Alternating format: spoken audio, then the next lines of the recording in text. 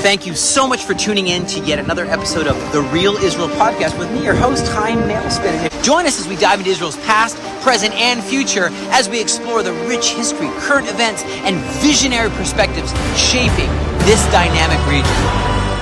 Welcome to another episode of the Real Israel Podcast with me, your host, Chaim Mailspin, and I'm with another hero of Israel, the Real Israel Heroes.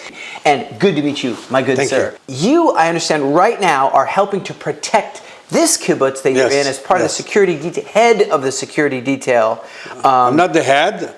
Okay. You're helping here with security. And you've done that even in your kibbutz that you lived kibbutz, in. Yes. What kibbutz was that? Nahal Oz? Nahal Oz. Yes. Nahal Oz, I understand, is right on the border. Right in fact, on the border. I served there. 800 meters from the border? Yes. I served in the army base, which is across the road. Yes. And I served there in Yahalom unit. Okay. And so I remember, wow, you can walk out your window, you see Gaza. Yes. Is that not scary for you to, and how many years did you live there? 35 years. 35 years. And you chose to be a pioneer and live there. Was it a feeling of you want to be a pioneer chalutz? I like this place. Okay. I like the area. When it's not a massacre. Where it's not a massacre or they're not shooting. Right. Now, it's before the 7th of October, I understand you were there on the 7th of October, but before, you've lived there 35 years, so you've experienced some Gazans or Hamas attacking or something? Yes. And there was in 2014, there was Cast Lead, Tzukeitan, Amud Anan, many of these. Yes. I was there. I didn't leave. And did they come in ever? No. We came there to stop the tunnel digging. They didn't come here. They come to us. This is the first time.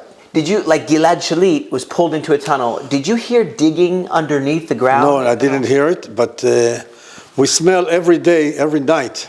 They smoke, they burned tires, and the wind came from the west, from the sea, straight to Nahal Oz. The smell of Gaza. The smell, it was black. Yeah, I've been there. We knew there's something going on. Yeah. But... and did you have a fear or a worry as the head of security that of Nahal Oz that something like this would happen? Could happen? We didn't dream about this. Right. I mean, the fence is there, but you just feel there's no way they would dare to... No way they're going to come here. Yeah, so and now you have a family there, wife, children that live in Nahal Oz? No, I live alone. Okay. And family, my daughters in Kerem Shalom, one in Kerem Shalom. They're grown up, okay. And one in Modi'in. Oh, and people were killed, but was she there at the time? No. At the same time, she was in New York. Okay, praise God. Yeah, they went to holiday for 10 days, but they came back early because... So even before we get to the 7th of October, one more question is, as the security, what is that like to the security detail of Nahal Oz, kibbutz? At night you patrol around with the car? Yes, we patrol with cars. Okay, and you have guns? We have guns. No, not we. Okay. The army took our guns. They took it. We didn't have guns. Right, and Rav Shatz is the title, which is Rakaz Bitachon Shotef Tzvai, which is the coordinator of the security coordinator on behalf of the army. Yes. You're on behalf of the army. Yes. Okay. So you could call up the army at any time on your, you have a special we have a communication with the army. Right. And we have the phone to the Rav Shatz. Okay. And you must have felt really safe because the base that I served on, Nahal Oz base, is right next door. So you think what can possibly go wrong? Nothing. Right. You can sleep on the fence and... And so at the 7th of October, was there just, it was of course the holiday, there was tabernacles, Sukkot tabernacles. We have 70 years of kibbutz. We had the party, 70 years of kibbutz. It's one of the first kibbutzes of Israel. No, there's a couple of kibbutzim. But we had... night before we had the show for our rehears. Okay. And on Saturday it was the show. It was a show from the kibbutz. Okay, just like talking about the kibbutz crops, and you have crops and corn and soybeans and things like everything was supposed to be on the show. In the show, okay, just Yes. showcasing. And probably the young girls do a drama, a dance. Yes, drama, dancing, talking, theater. The show was in the pool. Okay. Supposed to be in the pool. Where the kibbutz pool is, Yes. swimming pool. Yes. Okay. It's a big one, and it's nice there. But now... And you must have been, everyone's so excited about Yes, the 70-year celebration. a lot of planning. a lot of visitors came. So how Family. And so the night before, you're still preparing. You check everything at night, and you go to sleep. What time do you go to sleep in the night? At that night. 10 o'clock. 11, yes. Normal night. Normal. And then you were awoken at the sound No, I of... woke up. I'm waking up early. So I woke up at 4, 5. I start baking. I like to bake. You wake up at 4 normally? Yes. Wow. As 5 o'clock, I start to bake. Okay. 6:30, everything was ready. What do you bake? Like, is it Cake, rogala? cookies, and boykasim. I must have some of these. Yes. Well, and 6:30 was shouting the Tzeva Adom. Oh, yeah. And you could hear the sirens. Yeah, we heard the siren. I thought it was usual because we...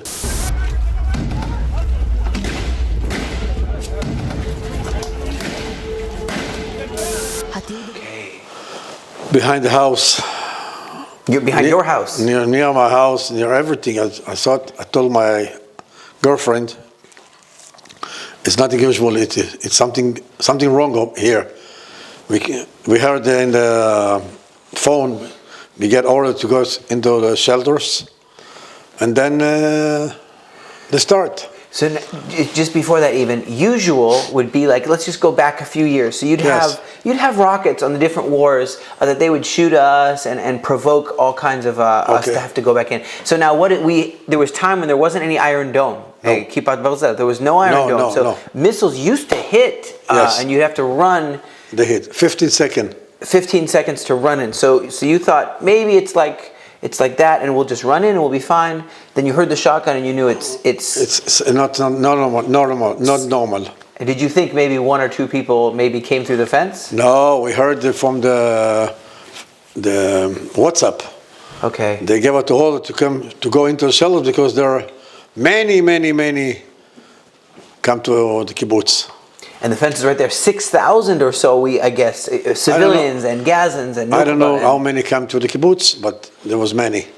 I saw 2 of them behind my house. I came out from the shelter to see something, and then I saw 2 of them in front of my house. I get back to the shoulders, and I told my girlfriend they are here. And then half hour, I get out to bring something to drink, water. And then I heard something from the back balcony. I saw him. He saw me. That's the way. Oh! Only the door was in front of us. What door again? Your house door? No, the door to the backyard. Okay. And he shot me. He just, what kind of, Kalashnikov? Yes. He just goes and shoots. Oh, a spray. Yes. Ah. And I yell and jumped. I yell and I dropped myself to the left side. Bullet one of them from near the wall, into the wall and in my shoulders. It ricocheted onto you. Okay. And, not even a direct hit. No. It was in direct from the wall. Okay. Through the wall. Through the wall? Yeah, through because cement blocks. We learned in the army that you hide behind the wall and then you go. But cement blocks, it can shoot right through the block. Yes. And so you have to, if it's solid wall. The corner of the. Okay. Yes. I yelled and fell down. He thought I'm dead, and he went away. Okay. I came up and go back to the shelter as my girl something put on me until the soldiers came at 2 o'clock. How many bullets do you think in that? How many bullets would have been? Like maybe 10, 7, and only one hit you, and it hit through the wall. That's through the corner of the wall. That's amazing, really, Arie. You are strong like lion. Oh God! I didn't think I'm going to die. Yeah. Oh, I see it. Yeah. Oh, bullets right in the wall, right through the wall. Yeah, I see it. Wow. Wow. Your whole house is shot up. Your furniture, your couches, your kitchen, your cupboards, just sprayed up with bullets. Straight into the wall, to the another room, clothes. There's people watching this, that they just have they're maybe living in America, Canada, England, Finland, I don't know, Sweden, Norway. Yes. It's been so long since they've had war in their land, on their soil, in their houses. All they can do is just sit back and think, oh, it's far away. It's in Korea War, Vietnam War, Afghanistan, Iraq, far away. They don't think of it inside America. And so they don't understand. It's hard for them to relate to you having invasion of thousands and thousands and thousands of violent jihadist enemies trying to kill you for no reason, just because you're Jewish. No other reason. They often think that it's because you must be so bad to them, that's why they're bad to you. But they don't understand. Now, isn't there many pacifists, peace activists live in Nahal Oz? Many. Yes. That just never would look at a gun. I never touch a gun. Never touch gun. No, but they live in a mind that something like that won't happen. Right. Because they talk to the Arab people, the phone. Yeah. Some of them got friends over there. In Gaza. Yes. And they talk to them on the phone. They're talking on the phone, and if they need help, to a hospital or something like that. Surgeries come through. Soccer. I heard they would do soccer tournaments where they tried to bring children from Gaza and children from Israel, and they do soccer. I heard some people do this. It was many, many years ago. Yeah. They came to kibbutz. Yeah. We made happening.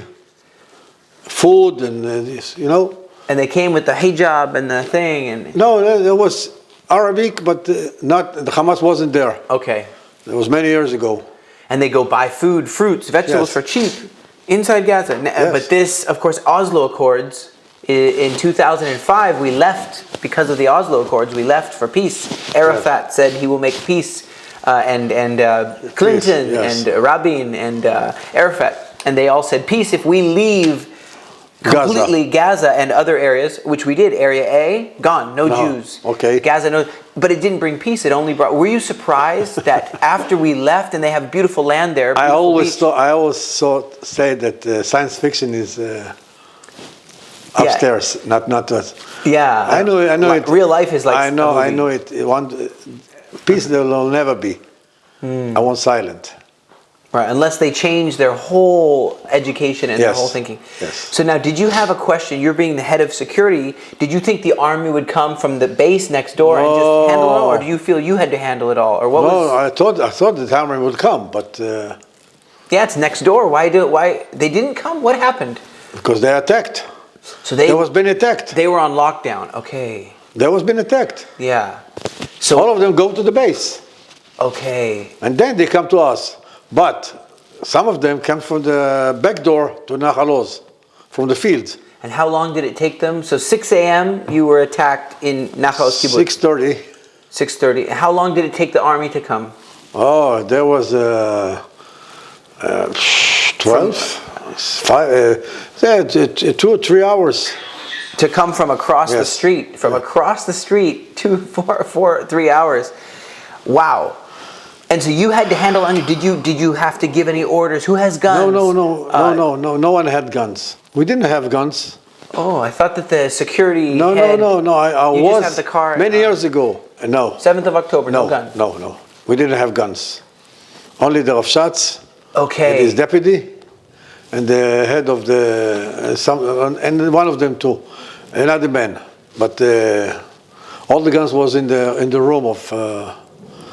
And was he killed? The top of the security of Nahal Oz was killed, right? Yes. And so he had the key to unlock the cupboard with whatever guns were there. Yes. Wow, what a debacle! What a balagan, they say. He didn't have the permission to give guns to people.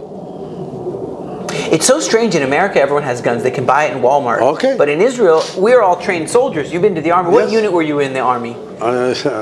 Intelligence. Intelligence. Everybody serves in the army. Yes. I'm in combat engineer corps, elite unit. everyone should have. I think we should all have guns in our house in a locked cupboard and training once a month. Just, yes. They do this in America. I don't know why we don't do it. We should do it. But let me ask you this: you're bleeding out. So blood is. Okay. You're bleeding. What happened? How did you just held your hand on it like this the whole time? I just held like this and then had my hand on the shelters. Oh, so they don't open the door? Yes, but it was 2 hours, and then I couldn't. It was much time for me. I heard no one is the house. Opened the door, and I turned the lock, threw it away, shut the door. No one can come, no one can get out. Oh, you broke the lock, so no one can go in. Okay. I would open it. Okay. And then the army came, 2 o'clock. Open. Yeah. Okay, I did it. I opened to them. They put me something on it. Bandage. Now, were you worried that it's going to be attack from the Houthis, from Iran at the same time, from Hezbollah at the same time, from Badr Force, Iraq anything. At the same time? Can you imagine if they all not attacked one by one, but they all attacked at the same time? I don't know I don't know. I don't want to think about it. What's going on where your other daughter is in Modi'in? No, maybe she was in state. One was in New York. Both were in New York. Both were in America. Yes. Okay. For 10 days they went for holiday. I'm sure they were worried about you when they saw this. Oh, every 15 minutes, phone. But it's okay. I didn't tell them that I was shot because they were. Yeah, they would lose their mind. Peace. Yeah. And they came back. Now you also, your neighbors, were any of them taken? I know you said this one woman was taken from a few houses down, taken to Gaza into a tunnel. Yes, it was another. Other house. Yes, not in my yeah. And so, were anyone killed in your area? Behind my house. So you must have had to go through so many funerals and so many. And so you're probably saying, I don't want to live in Israel anymore. I don't want to live. I moved to Finland. No. I want to leave Israel. Oh, you're a strong patriot. I'm not living in Israel. I'm not living Nahal Oz. You're going to move back to Nahal Oz. I'm going to back to Nahal Oz, fix my house. I'm going to go back. Well, you know what? Let the past be the past. But I'm so glad that you're able to tell the story. People don't know. I'm looking at the future. The past is not interesting to me. So let me ask you about the future. How can there be when you have Hezbollah, they're just going to grow back again. Hamas, just going to grow back. They already have 40,000 fighters again. And they're still digging tunnels very, very fast. And you have in Judea, Samaria, there's many different terror groups that just changed their name. How can there be peace? How can you be safe in Nahal Oz? I'm worried about you. I know, I'm worried too, but as the army said, it's going to be okay now. We're going to be safe, more safe than October. Yes, I'm not worried about you. I just trust God, and I am Yahalom. We're blowing up these tunnels. Okay. We're going to keep going from top to bottom, and we are going to blow up all these tunnels. Okay. But I'm so glad that you have this strong faith, and you're not afraid. I'm not afraid. Like a lion. I'm not afraid. And so, would you? I saw one of them blew up himself when I was security. Okay. They told me someone is walking in the fields. He's wearing army uniform. But he's not an army. He's a Hamas. He's Hamasnik. When he came to here, 20 meters from him, he blew himself. Boom. He had a explosive vest? Yes. But too far away from anyone? 20 meters. And he blew himself. And did he hurt anyone in that, or just himself? No, just himself. He didn't wait for us to come near to him, to talk to him. I don't know why he blew himself, but maybe he was afraid or something, I don't know. You know, it's just the way that we love life and we want life and plant trees and plant flowers. They love death in the same way where they just love death. I do think that there can be a new education. It's going to take 20 years. It's going to take a long time for the next generation to... 2 or 3 generations. Yeah, 2 or 3 generations. Now, let me ask you this. When you're finished your house, and when many families come, and investment from investors, and volunteers will come and help plant trees, and volunteers will help milk the cows, and many people will come from I know. Denmark and Finland. They're already coming. Maybe they don't want to be filmed, but many come. What is the hope of Israel? Tikvat Yisrael, what is it? I want golf from Nahal Oz to the sea. Aha. That, there is a verse in the Bible that says, in Zechariah chapter 9, it says, and Zephaniah, Sphania, also, chapter 2, says that this Gaza will be for the clans of Judah, for the Shevet Yehudah, and it will be for farming. It's a prophecy that it will be for farming. So it should be that. It should be not Hamas land. It should be farming and beachfront property. Anything but fire. I don't know what see Hamas over there. No. My mind, anyone can live there, but not Hamas. Yeah. Okay. Listen, I have here many Arabs here working in Mismar. Yeah. They are like my family. Yes. Yeah. They want to come visit me in Nahal Oz. Yeah. I know that the bullying and the intimidation and the threats by Arabs, by Muslims to Muslims, like they won't get on camera. I tried to interview many Arabs, and they say, I love Israel, but I don't want to be filmed, because that will be used, someone will see it and they'll attack me. Some Hamas lover. Yes. And so even in Israel, it's like that. Imagine in Gaza, imagine in Lebanon, in Hezbollah-controlled Lebanon, imagine in Houthi-controlled Yemen. The amount of pressure they're under, if they say, I love Israel, dead, immediately dead. Everyone's fighting in Israel. They're fighting. Okay. Like in my Passover Seder, I put out the yellow chair for hostages and say, I believe for them to come back. I pray for them to come back. Just like Yetziat Mitzrayim leaving Egypt. Okay. We want to see them leave the Gaza. Slavery of Hamas and come home to the Promised Land. That's what we do. We help immigrants. Okay, so people said, no, this is very political. Everyone in Israel divided. They think government bad. They're doing protests, blocking the road, and government bad. So what will be the future? How will we be not divided? If we are divided, the enemy sees this. Hamas says they see this, and they want to attack again. How can we be unified if we're always fighting? It's a hard question. How do you do it? How you seem to be very... Let me change the government.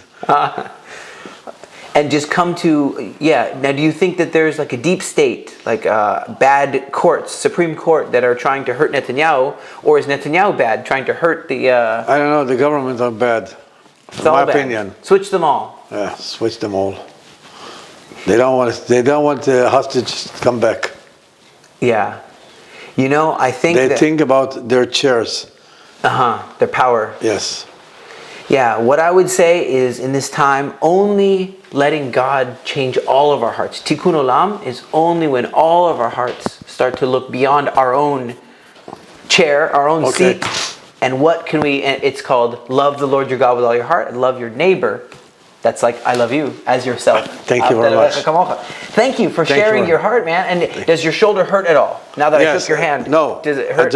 I can't bring it like this. Like, you can't do this. I can't. You can only do this. I can't hold it for 5 minutes, throw it away. And that's your right arm too. Yes. Ooh, that's you're right-handed. Yes. It's hurt. I can't pick up heavy things. Okay. And is that over time going to go away? No. It'll be... Bullet is still here. Yeah, so why didn't they take it out? Put your hand here. Oh, it's there. It's grinding your bone. It's in your bones. Yes. Well, why don't they take it out? Why didn't they take it out? Because there is surgery here. You see? Oh, yeah. Okay. Yeah. I have platin. Okay. So. Did that stop the bullet? Yes. Oh, I'm glad I brought this come up. out. The plate of platinum plate from a surgery, was that from a motorcycle accident? No, it fell down. Years ago. Yes. And you had a metal plate in your arm, and that stopped the bullet. Yes. Wow. So you're still here. Do you believe in God? In God maybe made all this happen? I believe in God. There is something. I don't know what. There is something because it saved me twice. What if you were shot in this? It wouldn't be the same. Your shoulder gone. Maybe, I don't know. But here you were, or here you were shot, and this was okay. Here it would be not okay. I don't know. I don't know. Well, may God give you all the desires of your heart and peace upon Israel and peace upon Nahal Oz. A very beautiful place, and I can't wait for all of us to try your bakery. We bring everyone. You're welcome. Your bakery goods. You're most welcome. God bless you. Thank you very much. Thank you for tuning in to yet another episode of the Real Israel podcast with me, Chaim Mailspin, where truth shines, dispelling the darkness. And if you found value in today's episode, please like it, comment, we want to hear from you, and subscribe. Click that notification bell and share it. Join the conversation and be a truth speaker for Israel.